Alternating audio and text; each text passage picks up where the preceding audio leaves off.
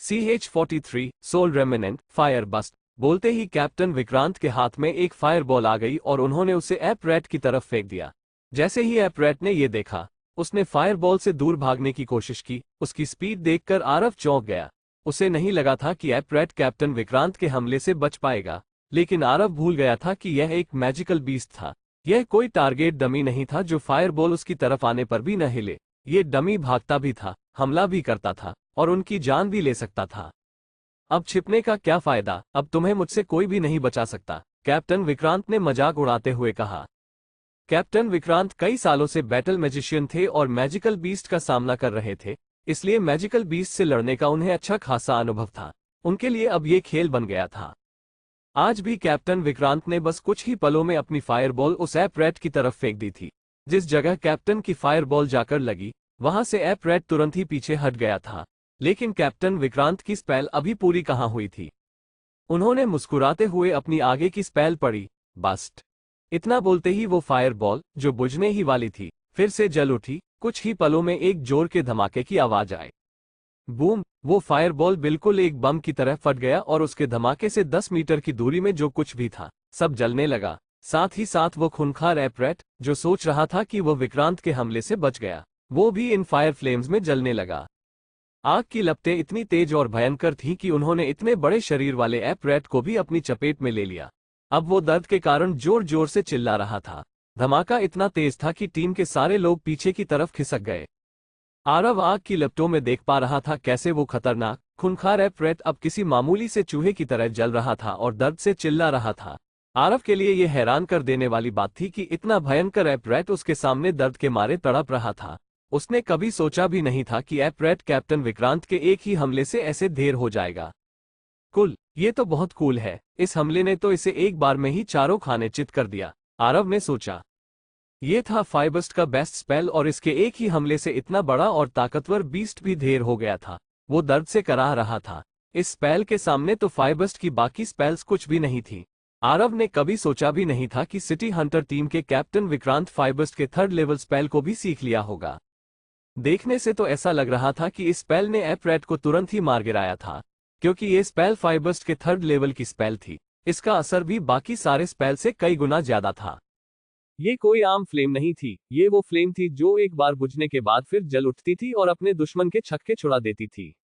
Captain Vikrant का ये talent देखकर तो आरव का दिल जोरों से धड़कने लगा। अब वो बस इतना चाहता था कि वो भी जल्द से जल्द फायरबस्ट के इस लेवल तक पहुंच जाए। इतना ही नहीं, बल्कि कैप्टन विक्रांत के इस एटीट्यूड को देखकर आरव बहुत इंप्रेस भी हुआ था और अब वो मुश्किल से मुश्किल ट्रेनिंग के लिए भी तैयार था। कैप्टन की ताकत देखकर आरव बहुत खुश था कि उसने सिटी हंटर टीम ज्वाइन करने का फैसला लिया। इस टीम के सारे मेंबर्स एक्सपर्ट बैटल मैजिशियंस थे और उनके साथ रहकर वो बहुत कुछ सीख सकता था। ये सब तो अपनी जगह था, लेकिन अगर आरव फायरबस्ट के इस लेवल पर पहुंच गया, तो वो राजा वीर सिंह के बड़े बेटे सीट को भी आसानी से मजा चखा सकता था और फिर राजा वीर सिंह की इस शहर में बहुत बदनामी होती। और तो और समायरा को भी भरोसा हो जाता कि उसने आरव को चुनकर कोई गलती नहीं की थी। बस कैसे भी करके मुझे उस मैजिक फाइट से पहले फायरबस्ट के इस लेवल तक पहुंचना ही होगा, आरव ने सोचा। मैजिकल बीस्ट का सामना करने में हंड स्क्वाड बहुत एक्सपीरियंस्ड थे। कई सालों से मैजिकल बीस्ट और शहर की जादुई बुराइयों का सामना कर रहे थे। सारे टीम मेंबर्स को पता था कि इतनी जल्दी कोई भी मैजिकल बीस्ट हार नहीं मानता। इसलिए धमाके के बाद वो खूंखार एपरेट वहां से भागने की कोशिश जरूर करेगा, और इसलिए वेदांत और मायरा पहले ही उसे रोकने के लिए तैयार हो गए थे। जैसे ही दोनों ने एपरेट पर हमला किया, वो जोर से दहाड़ने लगा और फिर अचानक मायरा की तरफ झपटा। मायरा ये देखकर हैरान रह गई, लेकिन उसने तुरंत ही अपनी फ्रीजिंग वाइन स्पेल का इस्तेमाल करके उस एपरेट पर हमला किया। लेकिन उसने कभी सोचा भी नहीं था कि एपरेट उस हमले से बच जाएगा। अब वो जंगली एपरेट गुस्से में मायरा की तरफ अपने पंजों से हमला करने के लिए उसकी ओर झपटा। मैजिकल बीस्ट की एक खासियत थी, वो कभी भी इतनी जल्दी हार नहीं मानते थे और अगर कोई उन पर बार बार हमला करता, तो वो अपना पूरा गुस्सा उस इंसान पर ही निकाल देते थे। इसलिए उन्हें इतना ज्यादा खतरनाक और खूंखार माना जाता था। रिया, वोटर शील्ड जल्दी, कैप्टन विक्रांत ने जोर से चिल्लाते हुए रिया से कहा। रिया, क्या सोच रही हो? वोटर शील्ड एक्टिवेट करो, विंड मैजिशियन ऋत्विक ने चिल्लाया। रिया, तुम खड़ी क्यों हो? अपनी मैजिक स्पेल का इस्तेमाल करो, वेदांत ने कहा। वोटर मैजिशियन रिया इतना प्रेशर झेल नहीं पा रही थी और हड़बड़ा गई थी। स्पेल का इस्तेमाल करना तो दूर की बात थी, वो अपना मंत्र भी पूरा नहीं कर पा रही थी। उसके लिए ये बहुत मुश्किल हो गया था। इस हंटर टीम में सिर्फ वही एक डिफेंस टाइप मैजिशियन थी और सारे टीम मेंबर्स को सही सलामत रखना उसका ही काम था। वाइस कैप्टन मायरा पहले भी ऐसी मुसीबतों का सामना कर चुकी थी। उनके लिए किसी मैजिकल बीस्ट का निशाना बनना कोई नई बात नहीं थी। इसलिए वो तुरंत ही उस जगह से हट गई और थोड़ी दूर कूद गई। हालांकि वो पूरी तरह से एप रैट के हमले से बच नहीं पाई, लेकिन उन्हें ज्यादा चोट भी नहीं लगी। इसके बाद भी वो ज्यादा देर तक एप रैट से नहीं भाग सकती थी। आखिर वो भी एक इंसान ही थी। Dimensional summoning. अचानक आरव की आवाज आई और जैसे ही उसने अपनी स्पेल पूरी की, वहां एक नीले फर वाला स्पिरिट वुल्फ प्रकट हुआ, जो दरार से निकलते ही सीधे एप रैट की तरफ तेजी से दौड़ने लगा। एप रैट बस मायरा के पास पहुंचने ही वाला था कि स्पिरिट वुल्फ ने अपने पंजों से उस पर वार कर दिया। हमला इतनी तेजी से हुआ कि एप रैट के जमीन पर गिरते ही एक धम की आवाज आई। वो अब दौड़ना तो दूर, अपनी जगह से हिल भी नहीं पा रहा था और मायरा के पैरों के पास गिर गया। जैसे ही मायरा ने देखा कि एप रैट अब मर चुका था, वो वहां से दूर भागने लगी। उसे भरोसा ही नहीं हो रहा था कि वो आज बच गई थी और आरव ने उसे बचाया था, वो लड़का जिसने आज ही टीम को ज्वाइन किया था। बाप रे बाप, इतना बड़ा स्पिरिट वुल्फ! ऋत्विक ने हैरान होते हुए आरव के स्पिरिट वुल्फ की तरफ देखते हुए कहा। शाबाश आरव, बहुत अच्छे।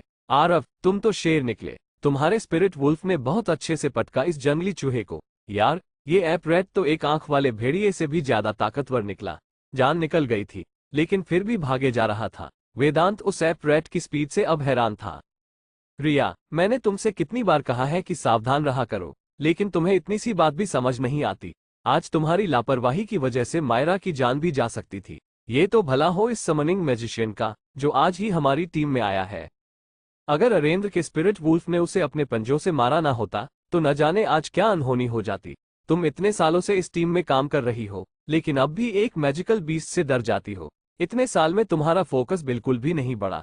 कैप्टन विक्रांत ने रिया को डांटते हुए कहा। कैप्टन, मुझे माफ कर दीजिए। मैं मानती हूँ कि ये सब मेरी गलती है। आज के बाद ऐसा कभी नहीं होगा। अब मैं दिन रात अपने फोकस को बढ़ाने की पूरी कोशिश करूंगी, रिया ने सिर झुकाते हुए कहा। अगर मायरा को कुछ हो जाता, तो तुम्हारी ये माफी किसी भी काम की नहीं होती। फिर तुम क्या करती? इस टीम में तुम ही हो जिसने डिफेंस स्पेल्स की ट्रेनिंग ली है। तुम्हारा सिर्फ एक ही काम है, सबको प्रोटेक्ट करना, और तुम वो एक काम भी ढंग से नहीं कर पा रही हो। अगली बार ऐसी गलती नहीं होनी चाहिए, वरना मुझे टीम के लिए कोई दूसरा वोटर मैजिशियन ढूंढना होगा, कैप्टन विक्रांत ने चिल्लाते हुए कहा। आरव कैप्टन विक्रांत की बात सुनकर हैरान रह गया। उसे नहीं लगा था कि कैप्टन रिया जितनी क्यूट सी लड़की को ऐसे डांटेंगे और उसे टीम से बाहर निकालने तक की धमकी दे डालेंगे। लेकिन कैप्टन गलत नहीं थे। एक हंटिंग टीम में सारे मैजिशियंस की अलग अलग जिम्मेदारियां होती है, और अगर उनमें से कोई भी मैजिशियन अपनी जिम्मेदारी पूरी करने में चूक जाता है, तो पूरी टीम के लिए ये बहुत बड़ी परेशानी हो सकती है। एक पल की गलती में ही पूरी टीम की जान जा सकती थी। आज रिया से भी ऐसी ही एक गलती हुई थी, और अगर आरव सही समय पर अपनी डायमेंशनल समनिंग स्पेल का इस्तेमाल नहीं करता, तो उनके एक टीम मेंबर की आज जान भी जा सकती थी। आरव को समझ आ गया था कि मैजिकल बीस्ट का सामना करना कोई बच्चों का खेल नहीं था, और न ही ये उस प्रैक्टिकल की तरह था जहां आरव ने अकेले ही स्पिरिट को हराया था। यहां कोई भी चीज किस्मत पर नहीं छोड़ी जा सकती थी। एक छोटी सी गलती भी किसी की मौत का कारण बन सकती थी। रिया का सिर शर्म से झुक गया था। उसे पता था कि उससे बहुत बड़ी गलती हुई थी। मायरा रिया से गुस्सा नहीं थी, लेकिन इसकी बजाय आरव ने उसे बुरी तरह शॉक कर दिया था। वो आज मरने वाली थी, लेकिन इस आरव के स्पिरिट वुल्फ ने उनकी जान बचा ली थी। भाई अरेंद्र, ये तुम्हारा स्पिरिट वुल्फ तो बहुत ज्यादा खतरनाक दिखता है। इसके लंबे लंबे दांत और तलवार की तरह धारदार पंजों को देख एक मेरे जैसा अनुभवी हंटर भी डर जाए, वेदांत ने स्पिरिट वुल्फ को देखते हुए कहा। वो उसे एक बार छूकर देखना तो चाहता था, लेकिन उसकी नीली चमकीली आंखों को देखकर उसे उससे दूर रहना ही ज्यादा सही लगा। वेदांत, तुम सच में बहुत डरपोक हो यार। ये भी हमारी टीम का ही मेंबर है, टेंशन मत लो, ये कुछ नहीं करेगा, ऋत्विक ने स्पिरिट वुल्फ के नीले फर को सहलाते हुए कहा। लेकिन कुछ भी कहो अरेंद्र, तुम बहुत ही कमाल की चीज हो। तुमने हमारी वाइस कैप्टन को बचा लिया, और इतनी जल्दी अपनी स्पेल भी कास्ट कर ली, वेदांत ने कहा। हम सारे टीम मेंबर्स ने सोचा था कि तुम डरपोक हो और एक जंगली मैजिकल बीस्ट को देखते ही बेहोश हो जाओगे, लेकिन तुम हमारी उम्मीद से ज्यादा टैलेंटेड निकले, ऋत्विक ने आरव के पास जाकर उसकी पीठ थपथपाते हुए कहा। हाँ, मुझे लगा था कि हमें कम से कम कुछ महीनों तक तुम्हारी देखभाल करनी होगी, तब जाकर तुम किसी मैजिकल बीस्ट का सामना कर पाओगे। लेकिन तुम तो पक्के खिलाड़ी निकले यार, और तुम्हारे इस बीस्ट के तो क्या ही कहने। उसने तो हमारी वाइस कैप्टन मायरा की जान ही बचा ली। अब तो शायद मायरा को जिंदगी भर तुम्हारा शुक्रगुजार रहना पड़ेगा, वेदांत ने हंसते हुए और आरव की टांग खींचते हुए कहा। आरव ने सिटी हंटर टीम में बिना अनुभव और बिना रेज्यूमे के अप्लाई किया था। सिटी हंटर टीम ज्वाइन करने के लिए कम से कम 10 मैजिकल बीस्ट को मारना जरूरी था।